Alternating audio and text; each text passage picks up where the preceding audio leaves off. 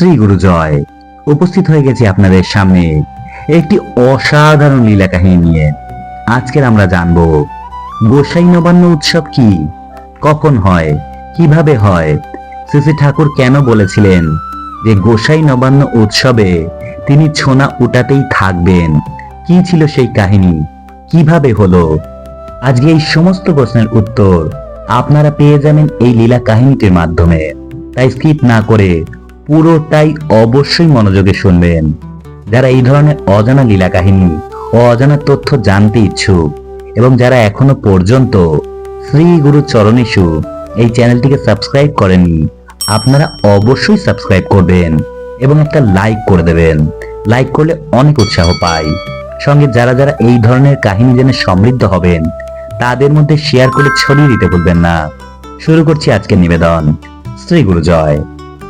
যতদূর জানা যায়, বাংলাদেশে ব্রহ্মচারী গোসাইয়ের প্রতিষ্ঠিত সবচেয়ে পুরনো আশ্রমটি হল ছোনাউটা আশ্রম গ্রামে। আগে ছোনাউটা এই গ্রামটি ছিল বরিশালের কাঠালিয়া থানায় অন্তর্গত, বর্তমানে ছোনাউটা ঝালকাঠির অধীনে। তখন গোসাইয়ের আবির্ভাব তিথি রাস পূর্ণিমার উৎসব হতো উজিরপুরে কৃষ্ণকান্ত কুড়ির বাড়িতে। 1333 বঙ্গাব্দে রাস পূর্ণিমা উৎসবের পর গোসাই গ্রাম পরিক্রমায় বেরিয়ে এলেন হেতালগুনিয়ায়। শিষ্য বাগলের বাড়িতে দু একদিন থেকে এলেন আমুয়ায়। সেইখানেই গোসাইয়ের পুরনো শিষ্য রসরাজ রায় বাস করতেন। রসরাজ ভক্ত মানুষ। বাড়িতে ছোট বাঁশের বেড়া দিয়ে তৈরি মন্দির, সেইখানেই গোসাইয়ের থাকার বিশ্রামের ব্যবস্থা করা হলো। পদ্মফুল ফুটলে যেমন মৌমাছি না আপনি আপ থেকেই আসে, ঠিক তেমনি রাজাপুরের ব্রহ্মচারী গোসাই এসেছেন শুনে দলে দলে ভক্তরা আসতে লাগলেন। তারা গোসাইয়ের কাছ থেকে কবিরাজি ওষুধ ও তাবিজ কবজ নিত। মরিচবুনিয়া গ্রাম থেকে এলেন রূপচাঁদ দাস বড় ছেলের অসুখের জন্য ঔষধের সন্ধানে। রূপচাঁদ দাসের নিজের বাড়ি ছোনাউটা। তিনি তখন মরিচবুনিয়া তার শ্বশুর বাড়িতে ছিলেন। স্ত্রী অটলমণি রূপচাঁদকে আমুয়ায় পাঠিয়েছিলেন তার ছেলের জন্য। রূপচাঁদ এই প্রথম গোসাইকে দর্শন করলেন। গোসাই রূপচাঁদকে দেখা মাত্র বললেন, ছেলের জন্য ঔষধ নিতে আইছ তো বাবা? ভয় নাই, ভালো হইয়া যাইবে। গোসাইয়ের কথাগুলি শুনে রূপচাঁদ তো একেবারে থ। রূপচাঁদ ভাবছেন, ইনি তো সাধারণ কোনো সন্ন্যাসী নন, তাহলে নিশ্চয়ই ভগবান হবেন। তা না হলে মনের কথা জানেন কিভাবে? বিস্ময়ে তার বাক রুদ্ধ হয়ে গেল। গোসাই তখন আবারও বললেন, বাবা কিছু বলবা? রূপচাঁদ বললেন, হ্যাঁ, মানে ওই আপনাকে একবার মরিচবুনিয়া যেতে হবে, তোমার ছেলেরে দেখতে তো। চলো চলো, আজই যাওয়া যাক। গোসাই মরিচবুনিয়া এসে রূপচাঁদের অসুস্থ পুত্র অনন্তকে দেখলেন। তাকে ঠাকুর ঘরে বসিয়ে তার ক্রিয়া করলেন। তারপর কিছু কবিরাজি ঔষধও দিলেন। অনন্ত সুস্থ হয়ে গেল। দুদিন পর গোসাই রূপচাঁদকে বললেন, চলো ছোনাউটা যাব, নৌকা ডাকো। রূপচাঁদ বললেন, বাবা আপনাকে হেঁটে যেতে হবে, আমরা নামের দল নিয়ে আপনার সাথে সাথেই যাব। গোসাই রাজি হয়ে গেলেন। মাঠে ধান কাটা হয়ে গেছে, কিন্তু মাটি কিছুটা নরম, পা বসে যায়। সকলেই খালি পায়ে হাঁটছে। গোসাইয়ে পায়ে পাদুকা।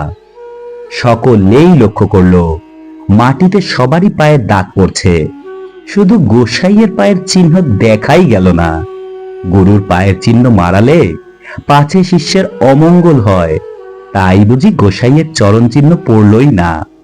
আরো বিস্ময়ের কথা হলো এই যে ছোনাউটা এসে সকলে পায়ে কাদা ধুলেন, কিন্তু ব্রহ্মচারী গোসাইয়ের পাদুকায় কোনো কাদা লাগলো না। ছোনাউটা গ্রামে অনেক মানুষ গোসাইয়ের কাছ থেকে সাধন নিলেন। তার কিছুদিন পরেই গোসাই ছোনাউটায় আশ্রম প্রতিষ্ঠা করলেন।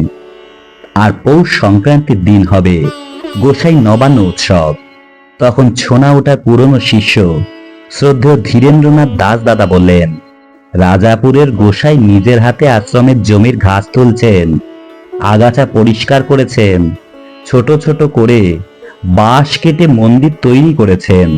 আমরা অনেকে তার সাথে কাজ করেছি।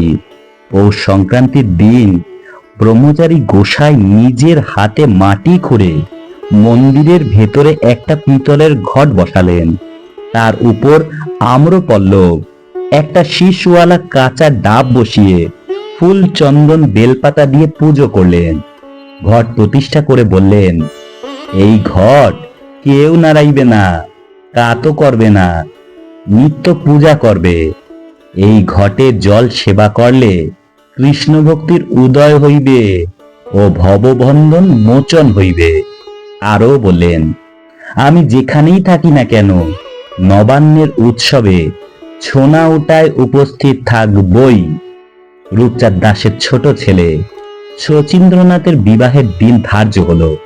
তিনি গোসাইকে অনুরোধ জানালেন বিবাহ আসরে উপস্থিত থাকবার জন্য। তার প্রার্থনায় সম্মতি জানিয়ে গোসাই বললেন, বেশ, যাব, তবে বিশেষভাবে লক্ষ্য করলে তবেই আমায় দেখতে পাইবা। রূপচাঁদ দাস বিবাহের আসরে বসে গোসাইকে স্মরণ করছেন মনে মনে। গোসাই স্থূল দেহে সেখানে উপস্থিত হতে পারলেন না। স্বভাবতই রূপচাঁদ দাস মনক্ষুণ্ণ হলেন। হঠাৎ তার নজরে এলো যে ঠাকুর ঘরের পাশে যে কড়াই গাছ আছে তার একটা ডালে বসে রয়েছেন ব্রহ্মচারী গোসাই, ঠিক যেন বংশীধারী শ্যাম সুন্দর বসে আছেন তমালের ডালে। কি অপূর্ব ভুবন মোহন তার শ্রীমূর্ত খানি। তিনি স্মিত হাস্যে রূপচাঁদ দাসের দিকে তাকাচ্ছেন, যেন কৃপা দৃষ্টি প্রদান করছেন। এই অভাবনীয় দৃশ্য দেখে রূপচাঁদ দাস অজ্ঞান হয়ে মাটিতে পড়ে গেলেন। বেশ কিছুক্ষণ পর তার জ্ঞান ফিরে এলো। তিনি সবাইকে তার গুরু দর্শনের কথা ব্যক্ত করলেন। গোসাইয়ের উপস্থিতির সময় সকলেই একটা দিব্য গন্ধ অনুভব করেছিলেন।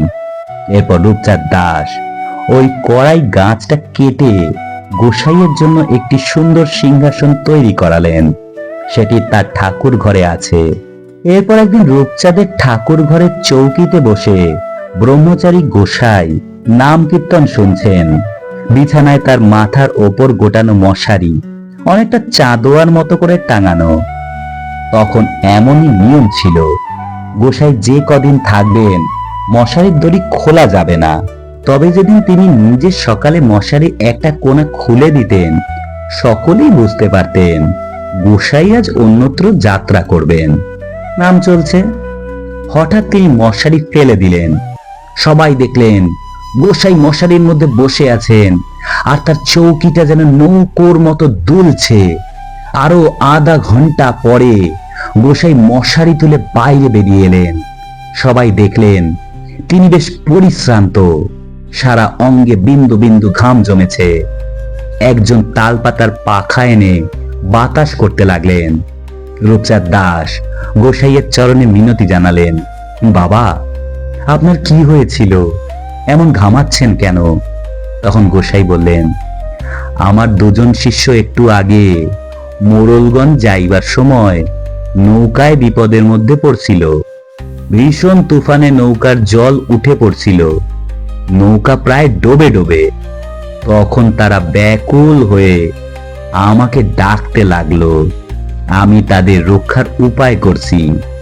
পরের দিন বিকালে ঠাকুর ঘরের বারান্দায় তিনি বসে আছেন। শিষ্য ভক্তরা এসে প্রণাম করছেন, তিনি তাদের আশীর্বাদ দিচ্ছেন। এমন সময় দুজন ভক্ত ছুটতে ছুটতে এসে শ্রী চরণে পড়ে কাঁদতে লাগলো। দয়াল গোসাই তাদের শান্ত করলেন। তখন তারা জানায় গত রাতে মহা বিপদের কথা। গোসাই স্বয়ং নৌকোয় উঠে জল ছেঁচে তাদের রক্ষা করেছেন। তাই তারা ছুটে এসেছেন গোসাইয়ের শ্রীচরণে কৃতজ্ঞতা স্বীকার করতে। ছোনাউটা গ্রামেই থাকতেন গোসাইয়ের একজন পুরনো শিষ্য, তার নাম কৈলাস রায়। তার কোন সন্তান সন্তানাদি নেই, তাই তার মনে খুবই কষ্ট। রসরাজ রায় ও আরো কয়েকজন গোসাইকে জানালেন কৈলাসদার দুঃখের কথা। তিনি একটি বিশেষ দিনে সকলকে জানালেন যে সেদিন সন্ধ্যার সময় আসনে বসে কৈলাসদার জন্য এক তান্ত্রিক ক্রিয়া করবেন। সবাইকে ঘরের মধ্যে থাকার জন্য আদেশ দিলেন। গোসাই মন্দিরের ভিতরে ধ্যানে বসেছেন। অনেকক্ষণ ধ্যান করলেন। তারপর আসনে বসেই বললেন, কৈলাসের মনোবাসনা পূর্ণ হবে যথা সময়ে। কৈলাস রায়ের একটা পুত্র সন্তান জন্মালো। গোসাইয়ের পরামর্শ মতো শিশু সন্তানের মঙ্গলের জন্য 16 প্রহর নাম কীর্তনের আয়োজন করা হলো। সেই 2 দিন তিনি এক আসনে বসে জপ করেছেন, একবারও ওঠেননি। আশ্রম প্রতিষ্ঠার পর থেকেই প্রতি বছরই গোসাই নবান্ন উৎসবের কয়েকদিন আগে ছোনাউটায় আসতেন। নিজের হাতে নবান্ন তৈরি করে মন্দিরের বিগ্রহাদির সেবা পূজা তিনিই করতেন। এবার বাংলায় চলে আসবার পরেও ছোনাউটা আশ্রমের প্রতি তার সমান দৃষ্টি ছিল। গোসাই নবান্ন উৎসবে প্রচুর লোকের সমাগম হয়। শ্রীনাম কীর্তন চলে 3 দিন ধরে। গোসাই নিজের মুখে ব্যক্ত করেছেন নবান্ন প্রসাদের মাহাত্ম্যের কথা। তার কথায়, নবান্নের প্রসাদ 7 দিনেও নষ্ট হয় না। অনেকে একটু একটু প্রসাদ বাড়িতে নিয়ে যান। বর্তমানে উৎসবের অনুষ্ঠান আরো 2 দিন বাড়ানো হয়েছে।